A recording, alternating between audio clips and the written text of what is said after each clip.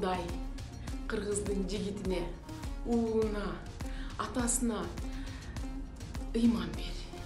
Белине, билегине күч кубат бер. Башына акыл эс бер. Аң сезимине күч кубат, билим бер.